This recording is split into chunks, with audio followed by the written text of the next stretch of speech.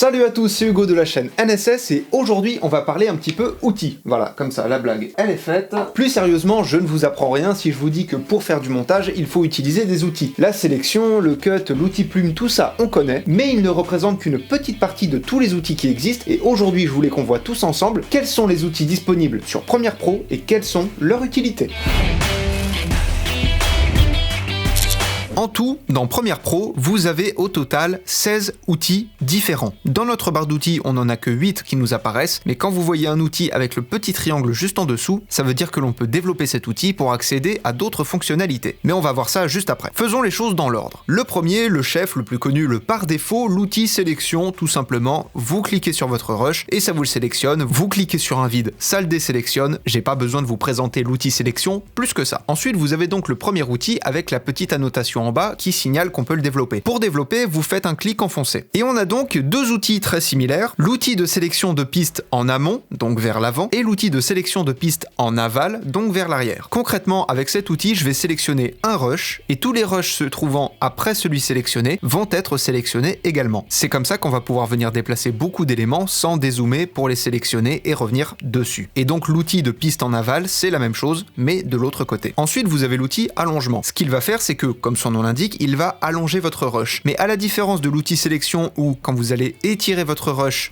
ça va juste l'étirer et ça va du coup réduire l'espace qu'il y a entre votre rush et le prochain. Là, l'outil d'allongement va effectivement allonger votre rush, mais conserver la distance de base qu'il y a entre le rush sélectionné et le suivant. C'est un détail, je suis d'accord, c'est pas un outil dont vous allez souvent vous servir, mais il est là, il existe. Ensuite, vous avez l'outil déplacement de la coupe. Ça, c'est un outil très intéressant puisqu'on va pouvoir venir déplacer les cuts. Par exemple, là, on voit que mon cut est à cet endroit et j'ai envie de le déplacer, de le mettre à peu près ici. Je sélectionne mon cut, je le déplace et le cut s'est déplacé. Il ne s'est même pas supprimé de l'endroit où il était, je l'ai juste pris et déplacé. Et vous pouvez le faire autant de fois que vous voulez et le déplacer où vous voulez. Et enfin, vous avez un outil aussi très intéressant, l'outil modification de la vitesse. Concrètement, pour la vitesse de votre rush, au lieu de faire un clic droit, d'aller dans vitesse durée et de rentrer ou une vitesse ou une durée, là, si vous voulez que votre rush conserve son départ, mais que le rush se termine juste avant le prochain et que la vitesse s'adapte en fonction, c'est-à-dire que vous allez étirer sa vitesse pour qu'il ne dure plus juste le temps comme on le voit là maintenant, mais pour qu'il dure tout ce temps-là jusqu'au prochain rush. Ce qui fait que concrètement, je viens étirer mon rush et en étirant sa durée dans le temps, je ralentis également sa vitesse pour le permettre de durer. Ce qui fait que l'extrait de base, ça donne ça.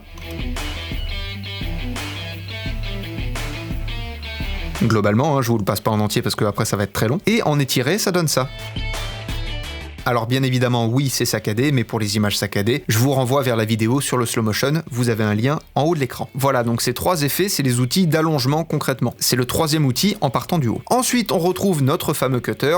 Ça, je vous explique pas, vous savez ce que c'est. On va faire des cuts pour découper notre vidéo. Ensuite, vous avez encore deux outils qui sont méconnus. Vous avez d'abord l'outil déplacer la sélection, et après, l'outil déplacer le plan. Alors la nuance est mince, on peut se dire qu'ils font globalement la même chose, mais ils ne sont pas à confondre. On va dire que c'est les deux outils les plus complexe du classement. Si je prends cet extrait-là, ce que je vais pouvoir faire avec l'outil déplacer la sélection, c'est que je vais pouvoir le déplacer chronologiquement à l'intérieur de lui-même. C'est-à-dire que je vais garder exactement la même durée. Le rush, lui, ne va pas bouger ni d'emplacement ni de durée. Par contre, c'est son contenu qui va bouger. Si sur mon timer, je me positionne à 55 secondes tout pile, on voit un enfant avec deux manettes de jeu dans les mains, et bien avec cet outil, je vais pouvoir le bouger directement. Et là, dans ma timeline, je suis toujours à 55 secondes. Mon rush n'a pas bougé de taille ni d'endroit, et ce n'est plus du tout le même plan puisqu'il a changé chronologiquement à l'intérieur de lui-même. C'est un peu plus complexe que juste faire des cuts, mais c'est le principe. Et le deuxième outil, donc le déplacement du plan, ça va être quelque chose d'un petit peu différent. Quand je vais déplacer mon extrait de vidéo, donc je vais sélectionner celui-ci, si je le déplace vers la droite, le plan de droite va s'adapter et va se raccourcir, pas en termes de vitesse, mais en termes de sélection du plan, et celui de gauche, lui, va s'adapter en suivant le mouvement, donc vers la droite, et va s'allonger toujours chronologiquement et pas en termes de vitesse. Donc je sélectionne celui-ci, je le bouge, et comme je vous disais, celui-ci s'est adapté vers la droite, et celui-ci s'est raccourci également vers la droite. C'est un petit peu comme si j'avais déplacé mes cuts, comme on a vu juste avant. Ensuite, vous avez le célèbre outil plume. Alors dans mes tutos, ce qu'il faut savoir, c'est que je dis souvent à tort, prenez l'outil plume de l'effet opacité. Mais si on laisse la souris sur l'outil plume, ce n'est pas du tout l'outil plume. Il s'appelle le tracé Bézier libre. Mais comme ils ont exactement le même icône et que tracé Bézier libre, c'est un petit peu plus complexe que outil plume, je préfère dire outil plume. Mais le vrai outil plume, il est dans la barre d'outils. Et de base, il ne va pas pouvoir vous permettre permettre de faire des masques, mais de tracer des formes. C'est pour ça que quand on met déjà 3 points, on voit déjà une forme qui se dessine. Donc je vais fermer ma forme, et à partir de là, dans vos options d'effet, vous avez une forme. Vous retrouvez également votre forme dans votre timeline, puisque ça a créé un élément à part entière. Dans vos options d'effet, vous pouvez développer votre forme en cliquant sur la petite flèche, et là concrètement, vous avez le tracé, qui est appelé chemin, l'apparence, où vous allez pouvoir changer la couleur de manière globale, et vous avez une case qui vous permet de transformer votre sélection en un masque. Et après, bien évidemment, c'est libre à vous de l'utiliser comme vous voulez. Je vous renvoie également vers la vidéo comment bien utiliser les masques, tout du moins comment ça marche, et le tuto est en haut de l'écran. Si on développe notre outil plume d'ailleurs, on voit qu'on a deux autres outils, l'outil rectangle et l'outil ellipse. Juste avant, on a vu que notre outil plume nous permettait de tracer des formes de manière libre, on n'a pas de forme définie. Tout simplement, je pense que vous vous en doutez du coup, l'outil rectangle va pouvoir permettre de faire des rectangles et l'outil ellipse va vous permettre de faire des ellipses, donc des formes arrondies. Les deux outils pour moi dont vous allez le moins vous servir, c'est l'outil main et l'outil zoom. Alors tout d'abord, l'outil main va vous permettre de vous balader sur votre timeline. Concrètement, c'est la même utilité que la barre que vous avez juste en dessous. C'est pour ça que pour ma part, je trouve pas ça très utile. Et juste en dessous, l'outil zoom, lui, va vous permettre de zoomer dans votre timeline pour agrandir vos éléments. Et concrètement, c'est l'utilité des petites poignées qu'il y a juste en dessous. Et surtout, notez qu'avec ces barres-là, vous pouvez d'une part vous déplacer de la gauche vers la droite et zoomer dans votre élément de manière horizontale, mais vous pouvez faire la même chose de manière verticale avec les barres à droite. Enfin, tout en bas, vous avez l'outil texte, ça je pense que vous le connaissez, surtout si vous regardez les vidéos avec toutes les animations de texte que j'ai fait sur cette chaîne. Concrètement, vous sélectionnez l'outil, vous faites une zone de texte dans votre image et dans vos options d'effet, vous avez tout un tas de paramètres vous permettant de modifier votre texte. Mais l'outil que personnellement je trouve intéressant, c'est si on développe l'outil texte, on a un outil texte vertical. C'est exactement la même chose que l'outil texte classique, sauf qu'on va pouvoir marquer quelque chose à la verticale, tout simplement. Mais de toute façon, du moment où vous savez manier la sélection, le cut et surtout l'outil plume, vous n'aurez aucun problème pour monter des vidéos. Alors bien évidemment, qu'on soit bien d'accord, vous n'utiliserez jamais tous ces outils pour tous vos montages. Mais je pense à des outils notamment comme le déplacement de la coupe ou la modification de vitesse qui eux sont bien pratiques et qui ont vraiment leur utilité. Pour les autres, on peut se demander un peu ce qu'ils font là. Mais bref, le fait est que, encore une fois, sur Premiere Pro, on a beaucoup de possibilités. Apprenez, utilisez et progressez dans vos montages. Mon Instagram, mon TikTok et la plateforme Buy Me a Coffee sont dans la description de la vidéo. Je vous fais des bisous et à plus.